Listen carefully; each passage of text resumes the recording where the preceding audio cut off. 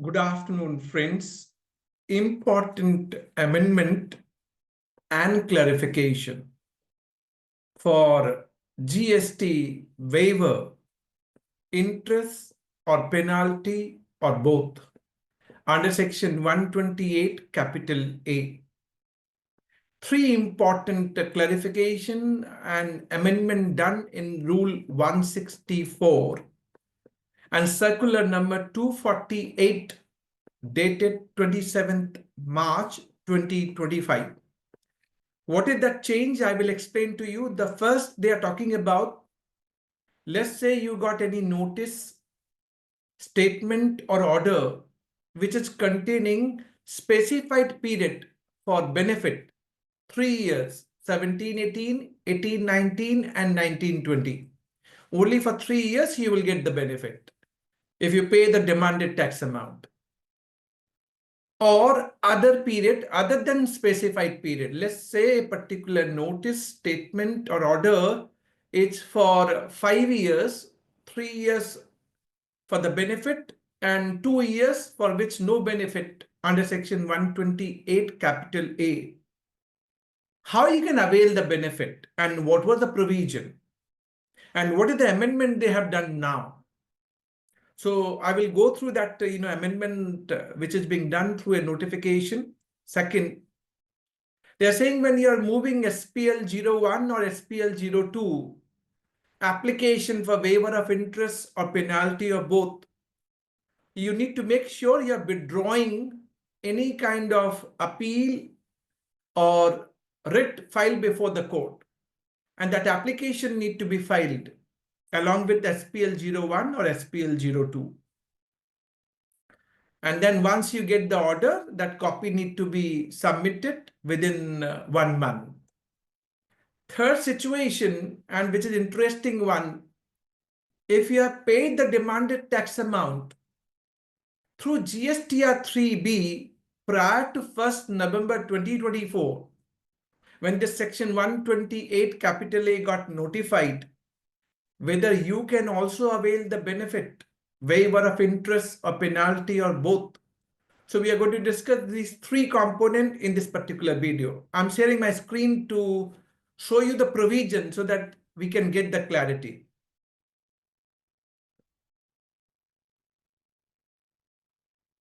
So look at this amendment which is done in Rule 164, Sub-Rule 4. What is Sub-Rule 4? Very interesting. You must have a look at. But let me tell you what is the context.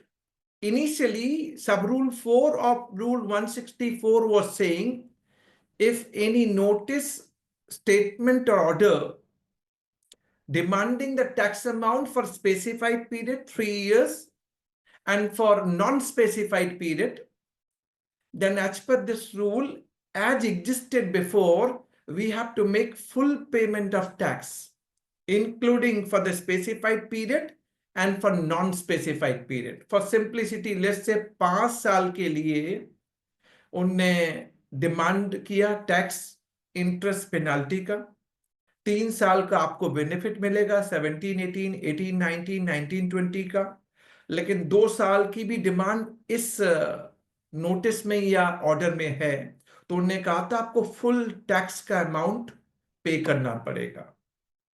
Now this is being amended and amended with this notification which I'm referring to. So notification number 11/2025 central tax dated 27th March 2025. क्या amendment किया advantage? And whatever change they have done, I've kept it, I made it yellow for your understanding sake. They have said अब जो आपको tax pay करना है ना, वो tax only related to period mention in said subsection. यानी अब आपको 5 साल का पे नहीं करना, आपको सिर्फ 3 साल का पे करना है, जिसके लिए आपको benefit under that subsection 1 of section 128 capital ए के लिए कहा. पहले वो 5 साल मांगता था, अब ये 3 साल की बात कर रहा है. इंटरेस्टिंग. सो ये चेंज अच्छा चेंज है, लाउडेबल change. But look at the explanation which got inserted. Irony. अब explanation 3 क्या कहता है? And that is creating एक जगह आप अच्छा करते हैं और दूसरी जगह आप बिगाड़ देते हैं। आप पढ़ लीजिए, फिर आपको समझ में आएगा। वो क्या कहता है, no refund shall be available for any tax interest penalty which has already been discharged for entire period। यानी अगर आपने 5 साल, 3 साल स्पेसिफाइड पीरियड, 2 साल नॉन स्पेसिफाइड पीरियड, अगर उसका टैक्स इंटरेस्ट पेनाल्टी पे कर दिया है तो आपको क्या रिफंड नहीं मिलेगा। तो रिफंड आपको किस चीज का चाहिए, पहले पढ़ लीजिए फिर बताता हूं मैं आपको। Prior to the commencement of the CGST second amendment rules, यानी जो 27 मार्च 2025 से पहले अगर आपने कोई पेमेंट 5 साल के लिए कर दिया है, अब तो इनने बेनिफिट दे दी कि आपको सिर्फ 3 साल का पे करना है। सो 27 मार्च 2025 से लेके 31 मार्च 2025 तक अगर कोई भी नोटिस स्टेटमेंट ऑर्डर में 5 साल की डिमांड है तो आप 3 साल का पे कीजिए। लेकिन अगर आपने 5 साल का पे कर दिया है, in cases where a notice or statement or order mentioned in subsection 1 of section 128 capital A includes a demand of tax partially for the period mentioned in said subsection, यानी 3 साल, and partially for a period other than mentioned in said subsection, यानी 2 साल, in example taken, तो आपको 2 साल का जो आपने टैक्स इंटरेस्ट पेनाल्टी पे कर दिया है ना, उसका रिफंड आपको नहीं मिलेगा। मुझे समझ में नहीं आया। अगर जस्ट 27 मार्च 2025 से पहले मैंने 5 साल का टैक्स इंटरेस्ट पेनाल्टी पे कर दिया तो दो बात है, अब आपने बेनिफिट दे दिया कि नहीं नहीं 5 साल का पे नहीं करना, 3 साल का टैक्स पे करना है फॉर गेटिंग द बेनिफिट। ठीक किया, अच्छा किया। पर आप नीचे एक एक्सप्लेनेशन डाल के बोलते हैं रिफंड भी नहीं दूंगा अगर दे दिया है तो। प्रायर टू 27 मार्च 2025, अगर 27 मार्च 2025 से पहले आपने अगर पे कर दिया है फॉर नॉन स्पेसिफाइड पीरियड तो उसका आपको रिफंड नहीं मिलेगा। सो बी केयरफुल के प्रोविजन किस तरीके से है, विद सिंप्लीफिकेशन और complication, but it is complication to my mind, this is not correct. Next, फिर द्वारा उन्हें रूल 164 सब रूल 7 में क्या चेंज किया, इसको पढ़ते हैं। रूल 164 सब रूल 7 बात करता है कि जब भी आप एसपीएल 1 एंड एसपीएल 2 जब फाइल करेंगे तो आपने अगर कोई अपील या रिट फाइल कर रखी है तो आपको विड्रॉ करना पड़ेगा। तो विड्रॉ करने के लिए आपको विड्रॉल ऑर्डर देना है, लेकिन विड्रॉल ऑर्डर आने में टाइम लगता है, तो उन्होंने कहा विड्रॉल एप्लीकेशन की कॉपी लगा देना और जैसे ही आपके पास विड्रॉल ऑर्डर आ जाए उसको आप विद इन 1 मंथ आप अपलोड कर देंगे पोर्टल पे। अब जो चेंज हुआ उसको पढ़ते हैं, चेंज क्या कहता है। ये चेंज इनने किया है जिसको मैंने yellow colour, I made it in yellow colour for understanding sec.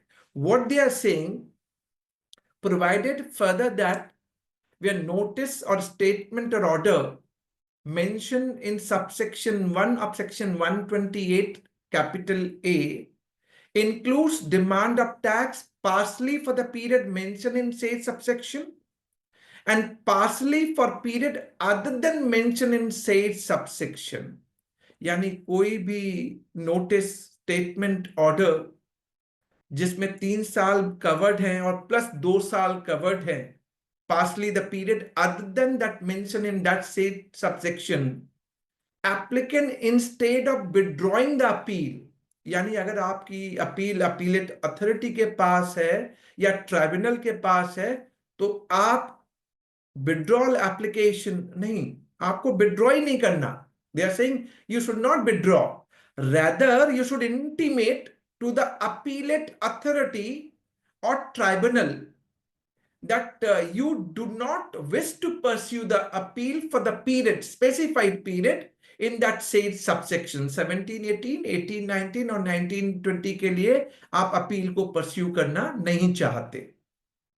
And the relevant authority, appellate authority or tribunal shall, after taking note of your request, pass such order for the period which is not covered, period other than that mentioned in said subsection, यानी 3 साल के बाद जो 2 साल का period है, as he thinks just and proper, he will pass that order।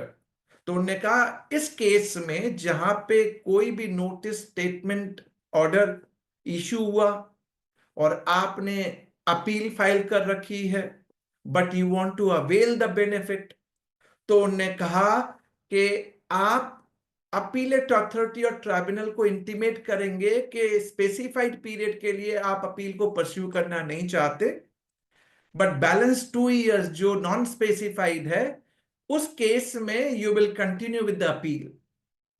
तो proper officer, appellate authority या ट्राइब्यूनल फिर pass the order as they will think it just and proper. उसके बाद एक्सप्लेनेशन इंसर्ट किया। एक्सप्लेनेशन क्या बोलता है? फॉर रिमूवल ऑफ डाउट, कोई भी डाउट है तो it is clarified that appeal application shall be deemed to have been withdrawn to the extent said intimation for the period from July 17 till 31st March 2020, 17, 18, 18, 19 and 19, 20 or part thereof for the purpose of subclause 3 of section 128 capital A। यानी ये वाली बात उन्होंने कह दी कि इसको deemed withdrawal मान लिया जाएगा, आपको विड्रॉल की एप्लीकेशन लगाने की जरूरत नहीं है, बट यू मस्ट इंटीमेट। तो इंटीमेट का मतलब है जरूर एक लेटर दीजिए, एक्नॉलेजमेंट ले लीजिए जिससे कल कोई डिस्प्यूट ना हो। So this is what the change in rule. अब एक सर्कुलर इशू किया इनने, सर्कुलर नंबर 248 डेटेड 27 मार्च 2025। अब इस सर्कुलर में दो बातें इनने क्लियर की। पहला इशू ये था कि अगर किसी टैक्स पेयर ने 3B के जरिए अगर डिमांडेड टैक्स अमाउंट पे कर दिया है प्रायर टू 1 नवंबर 24। Why prior to 1 November 24? For simple reason, 128 capital A got notified only from 1 November 24. तो उनने कहा उसको बेनिफिट मिलेगा क्या? So this clarification by circular they are saying yes, उसको हम बेनिफिट देंगे, and that is what they are saying. It is clarified that where payment of tax has been made through 3B prior to the issuance of demand notice or adjudication order before the 1st November 2024 shall be eligible for the benefit under section 128 capital A subject to verification by proper officer. Good one. But एक चीज आपको ध्यान रखनी है, अगर आप 1 नवंबर 24 के बाद पेमेंट करते हैं टिल 31 मार्च 2025 तक, तो आपको कैसे पे करना है? फिर आप 3B से पे नहीं कर सकते। अगर section 128 capital A subsection 1 clause A जहां नोटिस और स्टेटमेंट इशू हुआ लेकिन ऑर्डर ओरिजिनल पास नहीं हुआ, you should pay through DRC 03 and that is by 31 March 2025। Form कौन सा भरेंगे? SPL 01। कब तक भरेंगे? Within 3 months till 30th June 2025 तक। Sub clause B, order original आपके अगेंस्ट में पास हो गया but order and appeal is not being passed, and clause C, order and appeal is being passed but no order is passed by appellate tribunal. Quite obvious, tribunal बना भी नहीं है। तो क्लॉज बी एंड सी के case में it is stated that you must pay by credit to your E liability register. Credit to your E liability register. अगर आपने कुछ अमाउंट DRC 03 से पेमेंट कर दिया है तो पहले DRC 03A भरिए, एंड टू दैट एक्सटेंट जो डिमांड आपकी डेबिट हो गई है ई लाइबिलिटी रजिस्टर में उसको रिड्यूस करना पड़ेगा, and then you pay by crediting to E liability register. Form कौन सा भरना है? SPL 02। और कब तक भरना है? बाय 30th जून 2025 तक। तो ये पेमेंट बाय 31 मार्च 2025 तक। This you must take a note of it. Second, उन्होंने जो क्लैरिफिकेशन दिया कि अगर आपने इंटायर अमाउंट पे कर दिया, क्वाइट ऑब्वियस 27 मार्च 2025 से पहले हो सकता है आपने बेनिफिट लेने के लिए इंटायर अमाउंट पे कर दिया है, या फिर आपने अपील फाइल की है फॉर इंटायर पीरियड 3 साल प्लस 2 साल, तो क्या आपको अपील विड्रॉ करनी है? मैंने जस्ट आपको रूल 164 सब रूल 7 में प्रोविजन रन कराया था। ये कहते हैं आपको अपील विड्रॉ नहीं करनी। बस आपको इंटीमेट करना है अपीलेट अथॉरिटी और ट्राइब्यूनल को कि आप स्पेसिफाइड पीरियड 17, 18, 18, 19 और 19, 20 के लिए अपील परस्यू करना नहीं चाहते।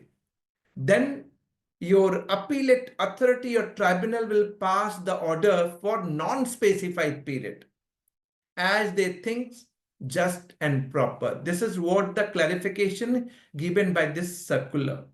So this is what I thought. Let me explain through the provision which is getting inserted, clarified. But rule 164 sub rule 7 हमने पढ़ लिया. Only worries rule 164 sub rule 4 जहां पे वो ये कह रहे हैं कि अगर आपने फुल टैक्स दे दिया है इंक्लूडिंग नॉन स्पेसिफाइड पीरियड तो वो आपको उसका रिफंड नहीं देंगे. आई वॉज आस्किंग एंड मैंने कई बार कहा था कि अगर एक नोटिस या ऑर्डर में 5 साल इन्वॉल्व हैं और आप 3 साल के बेनिफिट दे रहे हैं तो आप मुझसे सिर्फ 3 साल का ही टैक्स मांगिए ना. पर आपने पहले प्रोविजन क्या बना दिया, नहीं नहीं 5 साल का देना है. अब नोटिफाई हुआ 1 नवंबर 24 को, रूल भी आपने नोटिफाई कर दिया. 27 मार्च 2025 को जाके आप रूल को अमेंड करते हैं जब 31 मार्च 2025 तक की लास्ट डेट है, और फिर कहते हैं कि अगर आपने पूरा टैक्स पे कर दिया है for entire period, specified period and non specified period, तो हम आपको रिफंड नहीं देंगे for the non specified period. How come it is justifiable?